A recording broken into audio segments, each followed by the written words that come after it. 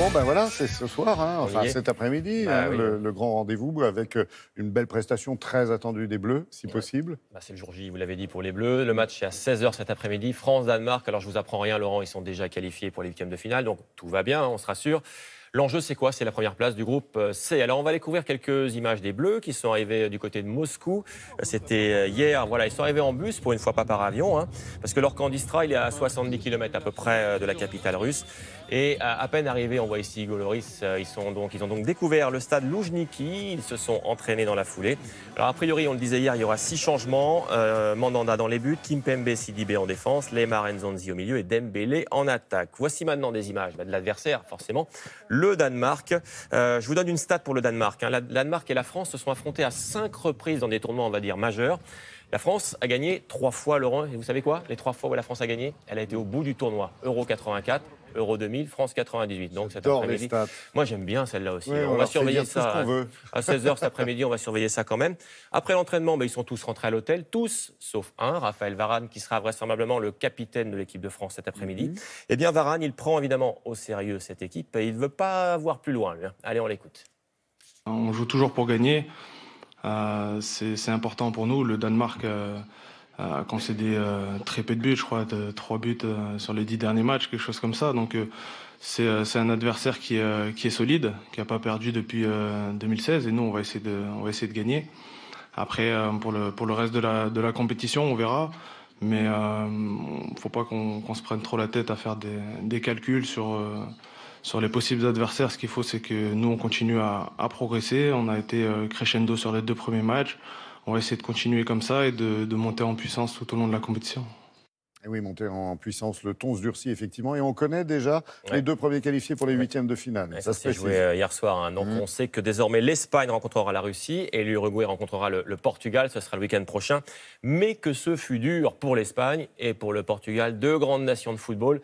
On va revoir ça en images rapidement. D'abord du côté de l'Espagne. Regardez ce match hier soir, l'Espagne en rouge qui jouait contre le Maroc. Ce sont les Marocains qui ouvrent le score à la 13e minute sur ce contre de Boutaïb. Heureusement, l'Espagne réagit par Isco dans la surface. Tout va donc se jouer en fin de match. Le Maroc qui reprend l'avantage à la 88e. À ce moment-là, l'Espagne est éliminée quand même, il faut le savoir.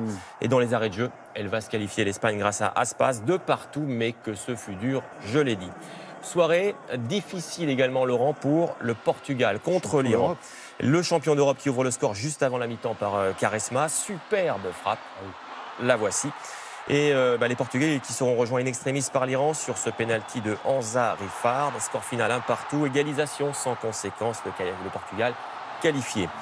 L'Uruguay, enfin, s'est également qualifié plus facilement cette fois pour les huitièmes en battant la Russie 3-0. C'est le Parisien Cavani, le voici, qui inscrit le 3e but de l'Uruguay. L'Uruguay termine donc première du groupe A devant la Russie. On va quand même le rappeler, qualifié également. Là, on a déjà 2 belles affiches pour les huitièmes. L'Uruguay-Russie est surprise pour le public russe. Oui. Bon, il n'y a pas que le foot dans la vie. Non, oui, quand même.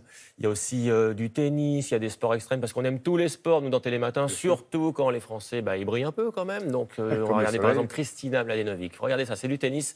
On est du côté d'Eastbourne en Angleterre, elle prépare Wimbledon, Kiki Mladenovic.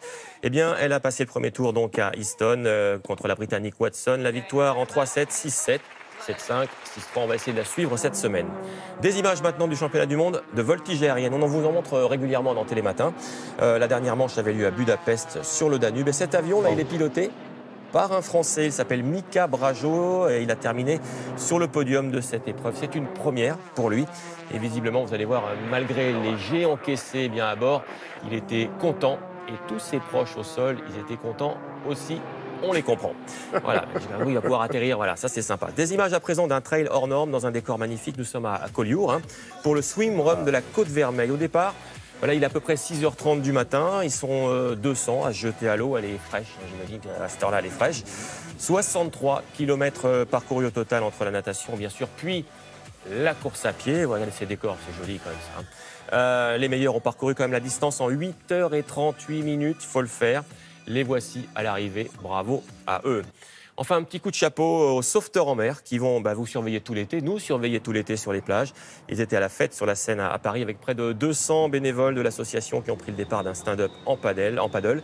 Tous escortés par le paquebot de la compagnie des yachts à Paris. Et parmi les invités prestigieux, vous allez le reconnaître, parce que je sais que vous aimez bien les navigateurs, Laurent. Avec les petites lunettes, là, c'est... Oh, François. François Gabard. Il est pas mal sur le paddle, là. Ouais. Voilà. Il a rendu hommage aux sauveteurs en mer. Et oui, c'était à l'occasion de leur journée nationale ce week-end. Exactement. C'est vrai que les 8000 bénévoles de la SNSM ont besoin de vous, comme de nous tous. Et moins on les voit, mieux on se porte, comme dit Loïc Perron. Merci beaucoup. Merci.